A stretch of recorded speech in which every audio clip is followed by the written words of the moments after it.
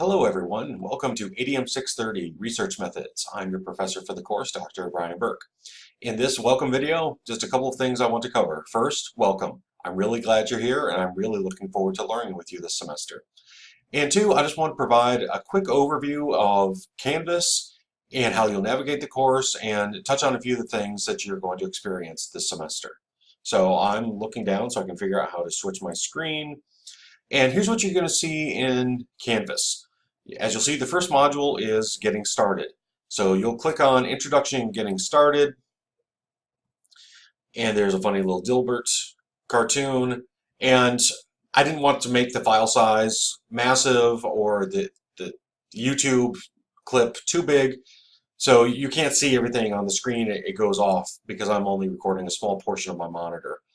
But I've got a welcome message, a little bit about communication methods, when things are due, and those are going to be Sunday evenings, except for at the end of the semester during exam week by 11:59 p.m. So as close to midnight as possible without causing any confusion. And just some things to keep in mind. One thing I'll note down at the bottom of the screen is the requirement of live text for students in the Human Development and Leadership program and students in the Post-Secondary Education Master's program. If you have any questions about live text or which one to purchase, please shoot me an email, let me know, or use the general questions forum, which I'm going to show you in just a second. So as you go through, you'll see that I'm looking at this in the view that you'll see, which is student view. The only thing you can start on until you complete it is Introduction and Getting Started. So as you go through things, there are things that you click on the links that are on the page. That helps register in Canvas that you've actually viewed the page and completed it.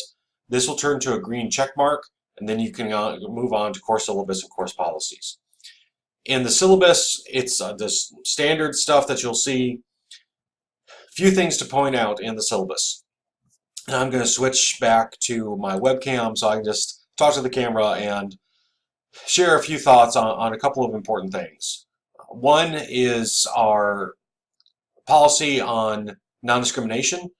Please note that the Murray State University Board of Regents updated the non-discrimination policy in June of 2018. So take a look at that. If you have any questions about the non-discrimination policy or would like to talk about who's included, who's not included in that statement, I'd be happy to have that conversation with you. Also, if you need accommodations for any disability, please make sure you connect with Student Disability Services, and if you feel comfortable, connect with me. I just want to make sure that if you need any form of educational accommodation that is applicable to this online course, that I'm aware of it, and it's not something that sneaks up on us at the last minute. Years ago, I was teaching an introduction course, or a first-year seminar course, rather, for first-year students, and it was a face-to-face course. I had some exams in the course. A student registered with Student Disability Services, but Student Disability Services didn't inform me of the student's accommodations, and the student never told me that she had registered with SDS. This is at another university, not Murray State. So I'm not throwing our SDS folks under the bus. So as a result of not informing me that she had registered with SDS and had an accommodation for extended time on a test, she flunked the test. And then it was after the fact that she informed me that she had registered, provided the documentation of the accommodation, and then I had to create a new exam for her. So please make sure that you communicate as much as you feel comfortable in the event that you do need an accommodation that's applicable to an online course. So now for something that's even more serious, and that's our policy on academic honesty. One of the things that we do in this course is spend a lot of time figuring out how to properly provide citations to show evidence that we're using other people's ideas or work to inform our own work.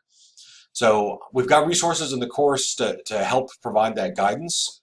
If at any point you have a question about whether or not you should cite something, how to cite something, please ask me. Send me an email, give me a call, post a question in the general forum, whatever you feel comfortable with. But don't go on the assumption that I'm just going to know that you're using someone else's work even though you've not used any sort of citation. In the event that there's a violation of the academic dishonesty policy, a couple of things could happen. One, I'm probably going to have a conversation with you, and that's going to happen regardless. And it may not be a phone conversation, it may be an email, it may be a comment on your submission in Canvas. It varies. It depends on really the severity of what I'm seeing in your submission. When that happens, I'm probably going to ask you to redo the assignment and give you a specific time frame to complete it. In the event that there's a repeat of some form of plagiarism or other aspect of academic dishonesty, and really plagiarism is the issue that would come up 99% of the time in this course in terms of a violation of the academic dishonesty policy. If there's a second violation, you're probably going to get a 0 on the assignment and move from there. And if that 0 means that then you do the math and you have an E in the course, you then have to make a decision at that point, whether you stick with the course, try to figure out how to dig yourself out of that hole, or drop the course. In any instance, I'm going to want to have a conversation with you, whether it's the first violation or second violation, because I want to make sure that you're setting yourself up for success in your graduate program. So if you're, particularly for those who are taking ADM 630 in your first or second semester, this is probably your first foray into a higher level of accountability and expectation for citation and giving credits to authors. So I want to make sure I spent a few minutes talking about the academic honesty policy, and there's going to be more on that as we go through the semester. But read what's in the syllabus, read what's in the student handbook for Murray State University, which you can find under quick links at murraystate.edu. I'm not going to get into any details about any of the assignments that are listed on the syllabus. There are separate videos. So the next module in Canvas after getting started is assignments overview. And so I've got an overview video about each assignment or group of assignments, as the case may be. They're brief. I just want to make sure that you've got a place where you can go to where you read the syllabus, maybe it's not making sense. Sometimes having someone just talk it out can help clear things up. I hope that they clear things up and don't make things more confusing. That's my intent, is to provide more clarity, not more confusion. In any case, as you're working on any assignment or you're planning ahead for your semester, ask questions. That's what I'm here for. My job is to guide you through this course, and I've done some of that already by selecting readings that I think meet the learning goals and learning objectives for our course and provide a progression through our semester. But beyond that, I'm here to answer questions and give you feedback. So don't ever hesitate to call on me. You can shoot me an email, bburke@murraystate.edu. You can give me a call, 270-809-3588. Or if you're on social media, find me on social media. But you're gonna notice this in the communication policy that's on Twitter, or not on Twitter, on Canvas, is I am active on Facebook, LinkedIn, on Twitter. Feel free to connect with me. However, that's probably not the best place to ask course-related questions. You can ask them. 9 times out of 10, I'm going to ask you to send me an email with that question.